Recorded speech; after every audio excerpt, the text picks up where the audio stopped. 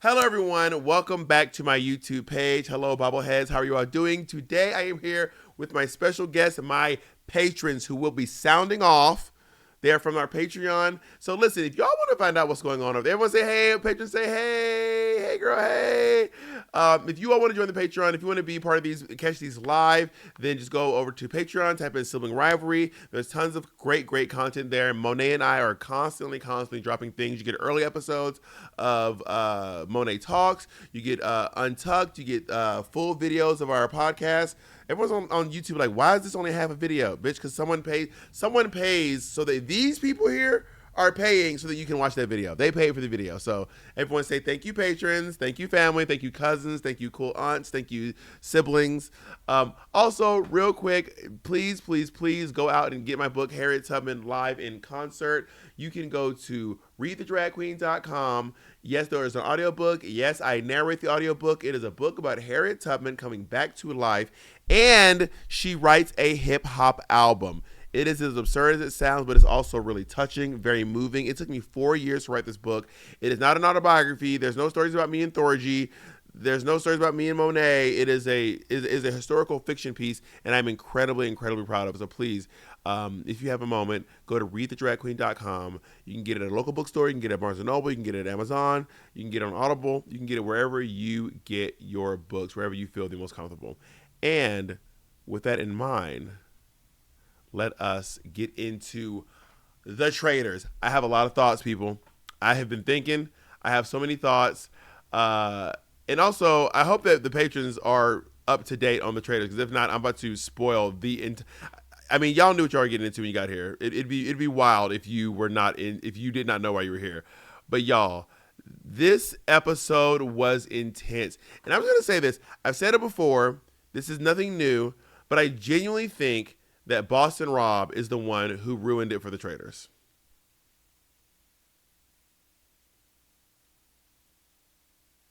He did. Boston Rob ruined it for the Traitors. He is the reason why none of the Traitors can trust each other, because they knew that me and Danielle were clicked up. They knew that. By the way, we were not against Carolyn. We were not against Boston Rob. You know what I mean? But they knew that me and Danielle were clicked up. They knew that. I think maybe this intimidated them. Oh, I'm peeking. I think maybe this intimidated them or something. But Boston Rob specifically was when it came after me, and then Danielle, and then Carolyn and Danielle. I mean, all the Traitors voted for me, obviously, but it is unrest in the turret. It does not look happy at all. So Carolyn and Danielle up in there, they are not getting along. And listen, I understand that Danielle turned on Carolyn, but Carolyn will not accept her apology, which is valid for her to do, but it makes it impossible to work together. Carolyn does not want to work together. All Carolyn wants is for Danielle to get out of the turret. And Danielle wants to work with Carolyn, but Carolyn will not work with her. So what choice does Danielle have but to get her out if she's not going to work with her? That's my question. And I get people online like, well, people are mad that Danielle's going after her, but Carolyn does not give Danielle any choice, but because Danielle spent one episode coming after her, literally one episode, and then immediately she stopped. And then, I don't know. Listen, I'm going to read the comments. If anyone here has an interesting comment, I'll bring you up to tell me your thoughts. But it was just wild to me. And what drives me the craziest too is that everything, and this is my experience with Carolyn in the Traitors turret. She says no to everything. She says no to, every suggestion that Danielle brought up, Carolyn said no to. Literally every single one of them.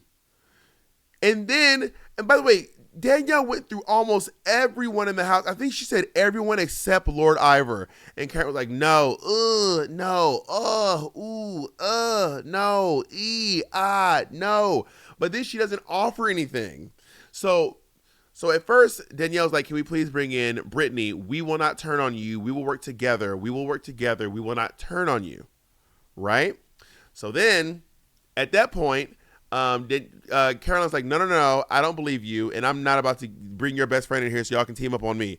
under no circumstances, under no circumstances. So then Danielle goes, all right, Carolyn, I will, we can do a murder tonight. I'm happy to do that if it helps you gain my trust. And it seems like what Danielle's trying to do is gain Carolyn's trust through all these actions, but it's just not working. It's just not working at all, right? So she's like, okay, well then, who do you want? And then basically she starts. So Danielle does not want to murder. She wants to recruit. Carolyn says no. Okay, I will do this if it helps me gain your trust. Let's kill this person. No. Let's kill this person. No. Let's kill this person. No. Let's kill this person. No. And then who do you want to kill? And then she basically lets her say she wants to kill. And then she's like, all right, we'll do that. I will do the thing that you say. I'll do the thing that you say.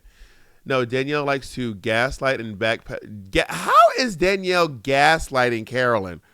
I really need to know this one. Jonah, I want to hear your thoughts on how you think that Danielle is gaslighting Carolyn. Raise your hand, Jonah, so I can bring you up here. No one else raised their hand. Because this I got to hear. Oh, wait, what did I do? Oh, wait, what did I do? There we go. Yeah, I have to hear this rationale on how she's gaslighting her. Everyone put your hand down except Jonah. If you can help me out with that. It would help me a lot. Oh, you have to have your camera on for me to be able to see you, by the way. Anyway, I'm going to keep going for now until Jonah raises her hand, because I got to hear the rationale on that, because that was a wild one. So they end up murdering Sam, right? I'm jumping a little bit ahead here, right? So we go over to breakfast. Gabby and Carolyn walk in first, and Carolyn starts to make her case against Danielle to Gabby immediately, right? And by the way, the gendering of the knocks has to stop. Guys, the gendering of the knocks, this has to stop. Like, that's a guy, that's a boy, that's a girl, that's a man. We're just knocking on doors, baby. We're just knocking, and they're always wrong, by the way. Wrong every time. And then, so Carolyn, obviously we find out that Carolyn chooses to murder Sam when they come in. Now, at this point, there's a lot of heat on Danielle. Danielle is hot right now, right? Alan comes in, cute outfit, by the way. Love this outfit that he's wearing. So as they're walking around the castle, Dylan is convinced that someone that he trusts is a traitor. And then, by the way, Gabby is right almost every time. Have y'all noticed that Gabby might be the best faithful there is? Has anyone clocked this? She was like, I predict that tonight there's going to be traitor on traitor violence at the round table. Anyway, la la la la. Wait, what? Yeah, it's Gaggy Gabby. It's Gaggy Gabby. That was an insane level of intuition. I do not know how she figured that out. And there have been a lot of times earlier where she clocked almost all of us, but she let someone convince her and be like, yeah, maybe I was wrong. Like, oh, yeah, maybe that's dumb. Anyway, and then she like skips about her business. Which honestly might be a great way to be a faithful, to actually have good intuition, but not be too headstrong about it. Dylan's a little headstrong about it. Pilot Pete was headstrong about it, right? Has good intuition, but she's not going to like stick her neck out to make anything happen. So they're going around the castle. Now Dylan wants to work with Gabby, which is crazy because Dylan has been trying to get Gabby out of the game for the entire time. Dylan is convinced that Gabby's a traitor. Dylan wants her out of the game. He is convinced, but all of a sudden today he's like, no, I think it's someone that I'm close to you, right? I did not realize Dylan is saying that Danielle and Carolyn are his closest friends. Did I miss that entire? Did anyone else see that Dylan, Carolyn, and Danielle are just so close? So yeah, I was like, I mean, granted, I'm not there, so I don't see what's happening, but I did not realize that these two were his like sister auntie figures. But you know, what do I know? I'm just some drag queen, right? So then Danielle and Brittany are having this very emotional chat by the fireplace, and Danielle feels guilty because she is a traitor. And, you know, Brittany's like, it will just crush me. I thought you were leaving. And that would have ruined me. I can't do this without you. So during the challenge, they're playing this game of chess. And this game of chess is actually not chess at all. It's literally like the traders had to give out superlatives, and then the faithfuls and the traders have to guess what the superlatives are. This is indeed Carolyn's undoing. This game is Carolyn's undoing.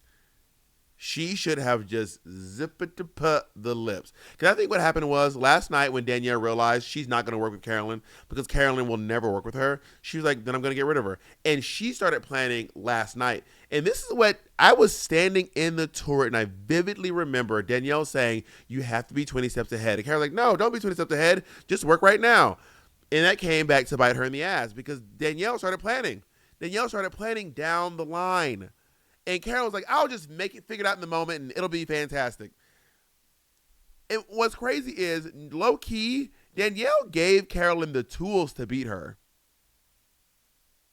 This is why I keep telling y'all, everyone online saying Danielle is the worst trader, bitch, where? She's the only one of us still standing. How is Danielle the worst trader when she's literally the only one still standing?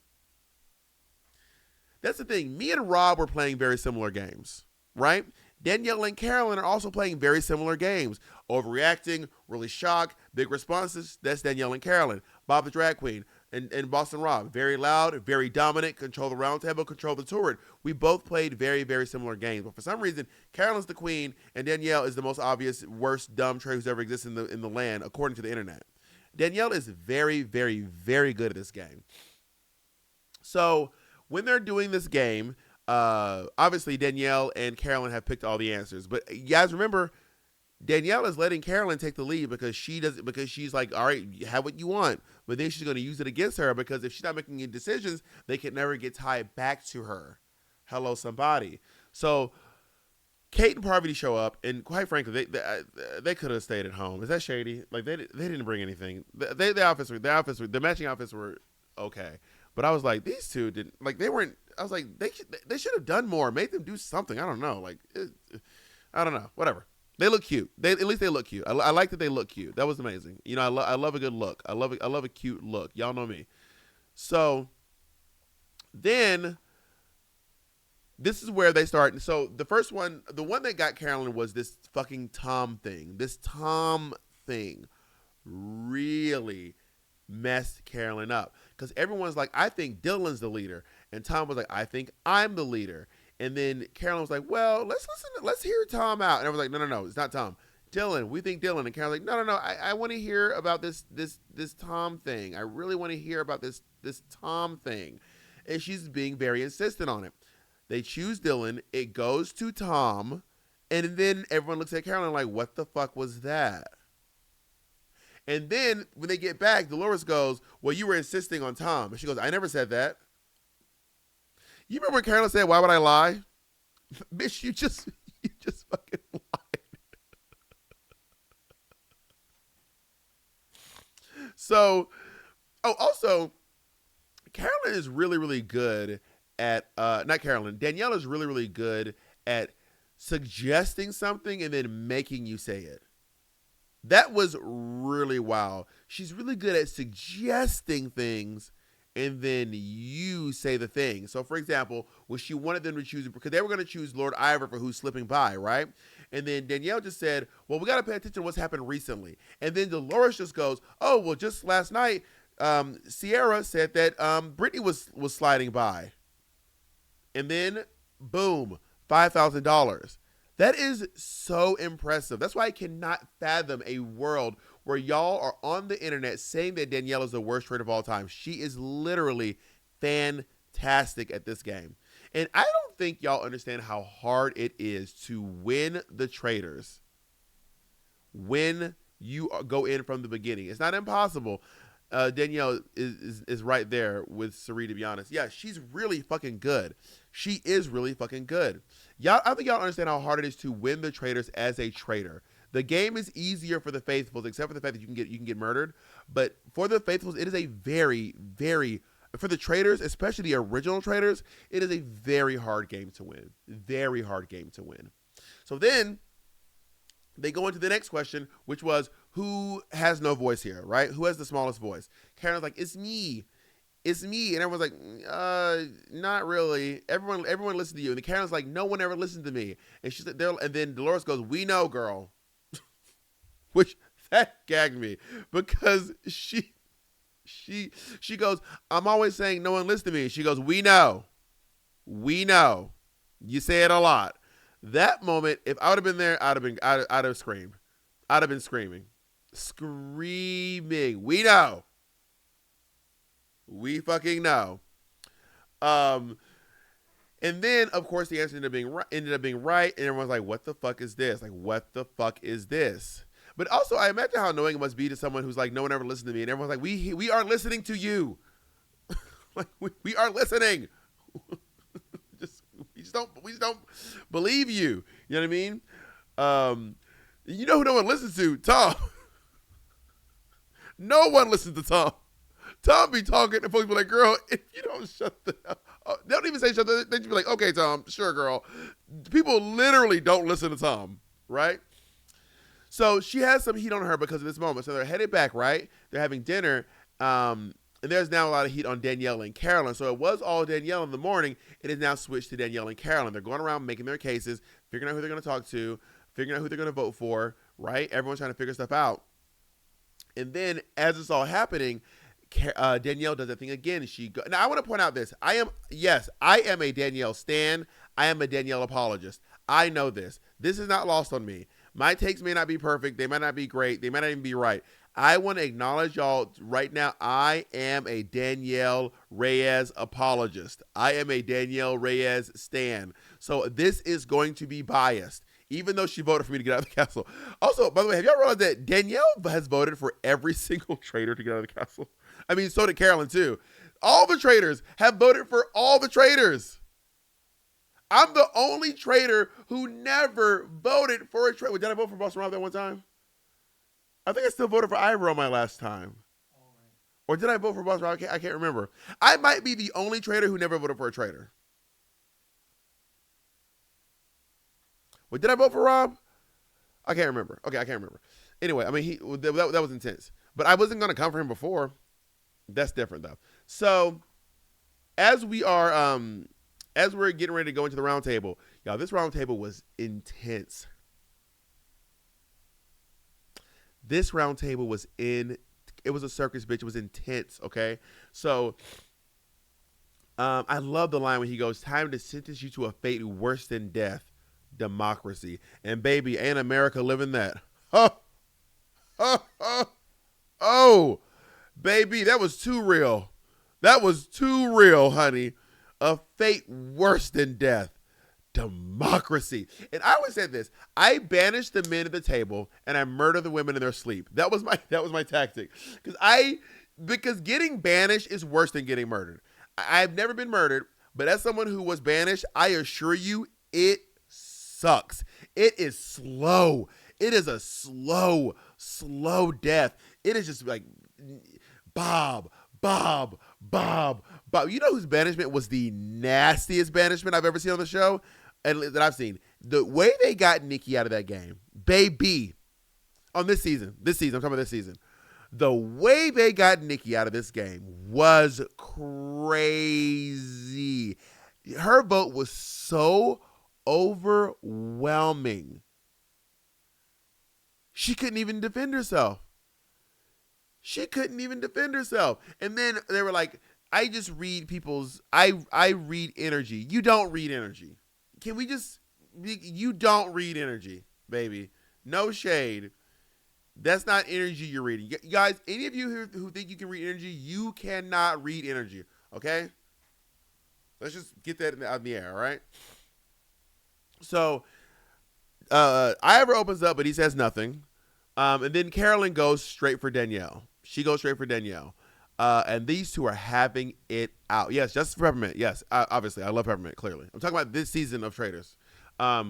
These two are having it out. And y'all, Carolyn is just not equipped to go toe-to-toe with the likes of Danielle. She's just not. She doesn't have what it takes to go toe-to-toe. Yes, Sierra's was unanimous, but Nikki, there were more people there. That's another point, guys. Listen. It literally, she just doesn't have what it takes to go toe to toe with Danielle. She can't. Danielle is very, very, very smart. She's very good at the game. Carolyn's also very smart, but she's not incredibly articulate, and I think that's where she loses it. She gains her confidence when she's in the confessionals, when she's doing her interviews and stuff, and Danielle gets it in the moment. Danielle gets it in the moment.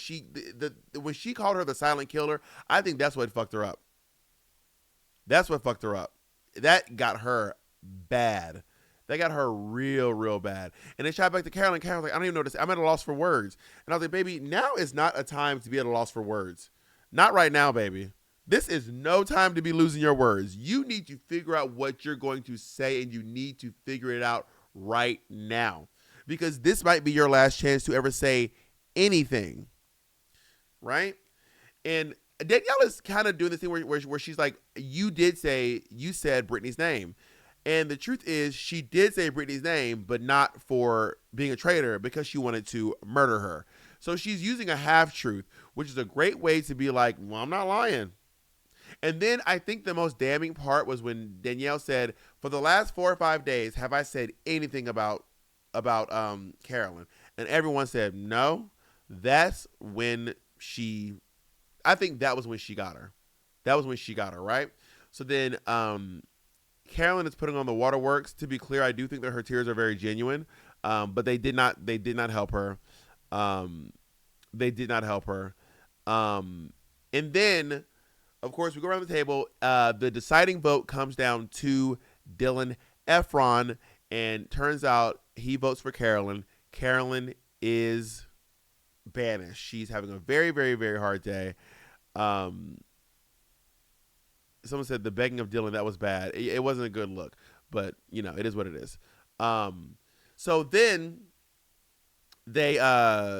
she gets up there and she goes, I just want to have fun and I have to be on real with myself. Being a traitor is not fun. And then she turned around and she left. This is when Danielle put on her performance. She put on this show. She goes into the corner. She is shaking. She is crying. The internet is cutting up and kikiing over this. They're like, this is too much.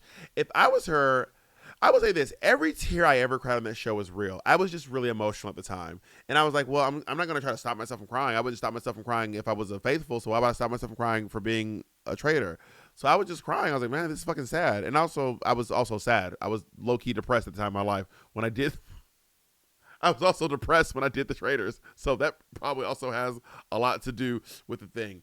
Also, when they're down there comforting her, Gabby has this speech impediment that makes her sound like she's always being sarcastic. She's like, you did really well. You did so good. That was amazing. Like, every time Gabby talks, it sounds like she's being sarcastic. No, you really worked hard. That was amazing.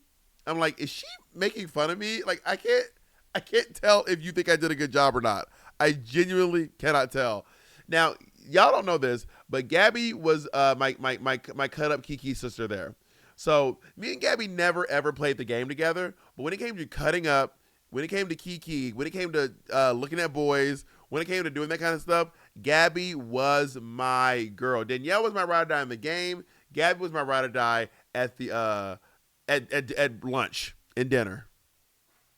You know what I mean? So Danielle has successfully gotten Carolyn banished. She goes up to the turret. She says she has no regrets, and then she decides that she is going to recruit Brittany. I think this is a bad decision. Let me just throw this out there right now. This is a bad decision because there's already heat on Brittany. Now, I will say this.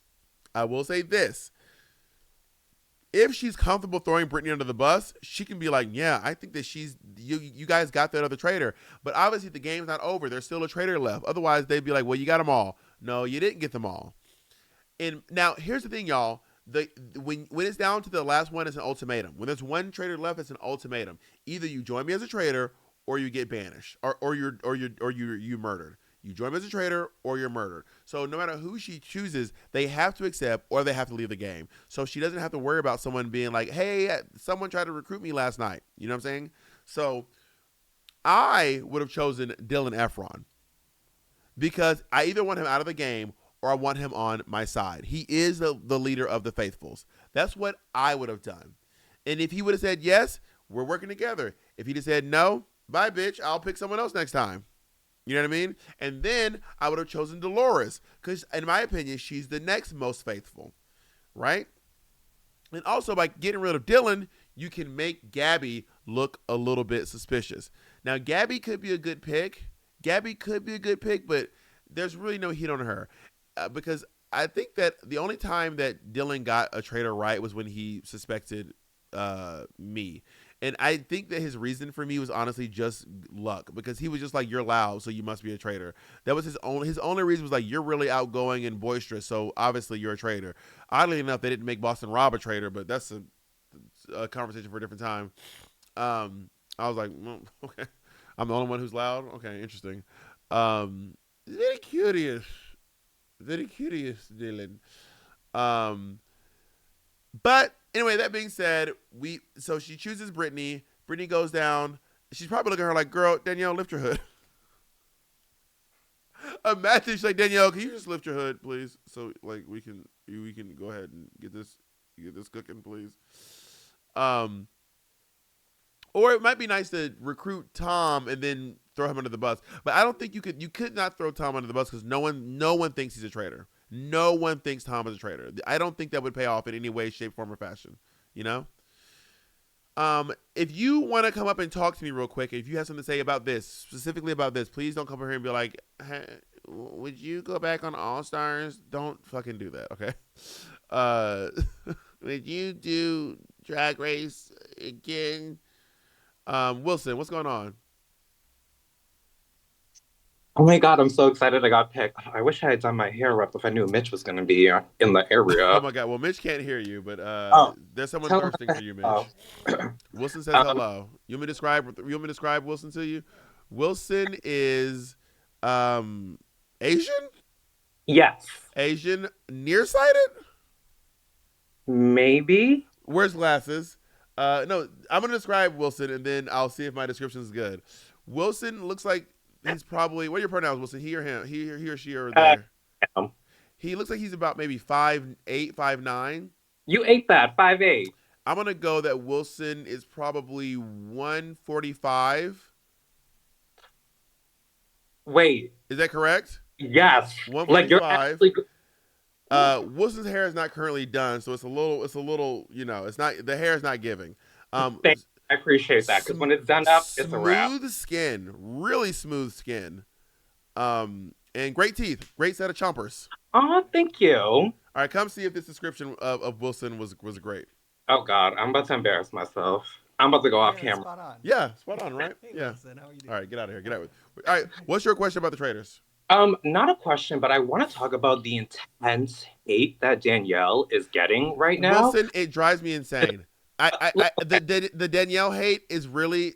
I'm honestly almost spiraling about it. Like it is. I'm spiraling.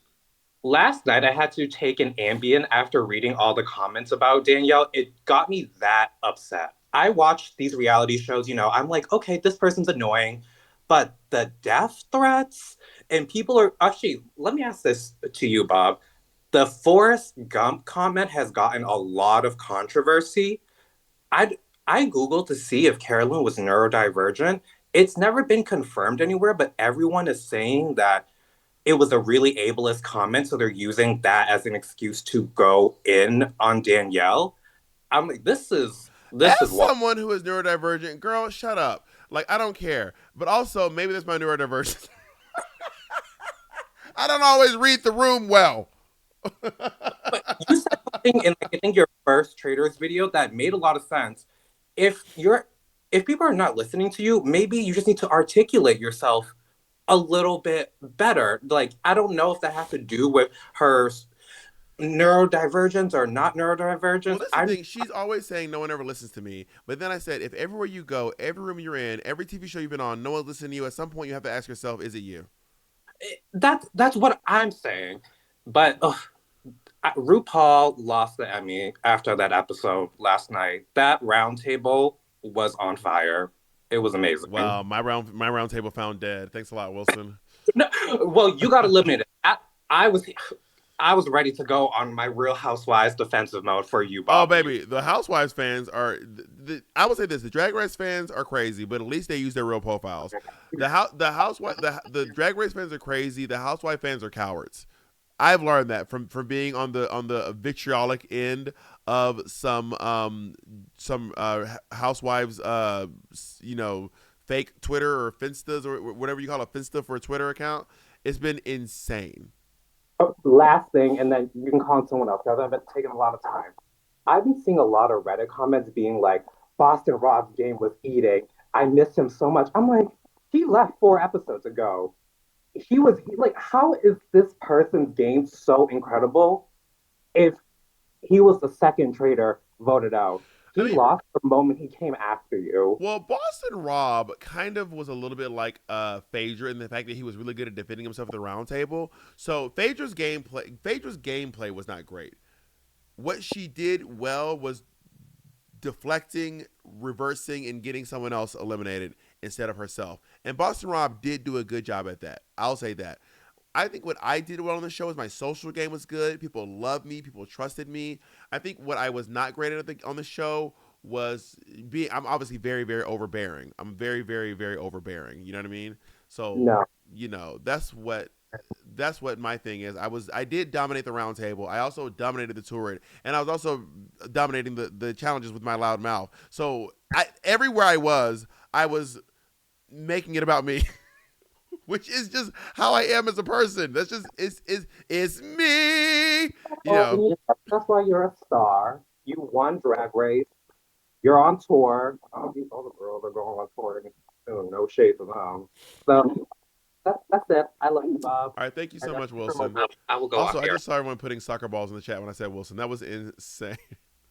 Wilson's probably getting that soccer ball shit his whole fucking life. All right, let's hear from Zach real quick. I'm gonna take two more people. Hey Zach, talk to me. Hi Bob, how are you? I'm great, and yourself? Good. So my husband and our friends, we love to guess what we think is going to happen next week, and we Okay. think that it is a horrible decision that Danielle made picking Brittany. Do you think Brittany will turn on Danielle next week? I think that I think that Brittany will accept because why would you leave the game, right? Yeah, And I think that if the heat is still in Danielle, I think she'll turn on her because it'll look too suspicious. But also, yeah, because Brittany has now told Gabby that she thinks Danielle's a traitor, yeah, right? yeah, So why wouldn't she turn on her? I yeah. mean, she turned Seems on like her a reindeer horrible game, move. so maybe she would. I know, that's what we said too. This is her payback. Yeah. All right. Thank you, Zach. Let's go on over to Devin. I'm going to take one more after Devin. Hey, Devin. Hey, what's up? Um, so I started watching with this season, and then I went back and binged the first two seasons, and I realized that the first season had like just civilians, people who weren't, on reality TV show at all. Yeah. I was wondering, what do you think about that? Do you like that they've? I'm glad they don't do that anymore. I think it needs to be Okay, either be all celebrities or all muggles. No, I'm kidding. I think it needs to be all celebrities or all civilians because when you have someone on the show who's like, I need this because for me it is I need this to afford my gender affirming care.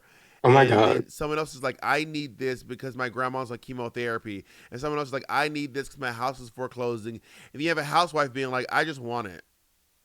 As yeah, a viewer, that's not fun to watch. that's true. I need everybody to need it, or I need everybody to want it. Okay, You know what I mean? yeah, that's fair. Like somehow I was like, yeah, I'm gonna go home to my mansion, and I really just want it. So you, like that was not, in my opinion, that was not. And also, the non-gamers took it. My God, They got their feelings hurt. you would have thought Cerie literally went into their children's bedrooms and Hmm. strangled them. The way they were acting, they were like Yeah. you. They were basically mad that that she didn't give them the game. To And this also, day. y'all don't realize this. Some of these people from Big Brother and stuff, like Serene never won the show Survivor. She never won, guys. And these Survivor, they're not all celebrities. They don't. A lot of them go back. A lot of the people who were on this season of the show with me, they went back and worked their regular jobs. Right. go back Right. and work in their regular ass jobs, and then every once in a while they'll get a call and they'll come do it again. Tony is still a cop. Uh, uh, Jeremy is still a firefighter. Still, to this day, a firefighter. Jeremy left the building and went and fought a fire. Sari is a nurse. Not Sari. Sierra is a nurse. Sierra is still a nurse to this day. Yo, just because y'all see these folks on here, they are not leaving here and going to their mansions. Now, I am. No, I'm kidding. I'm kidding. Clock it. No, okay, I live in an apartment. I need y'all to know that was a joke. I live in a 3-bedroom apartment with 3 people in it. But yeah, anyway. So, yeah, that was my thoughts on that.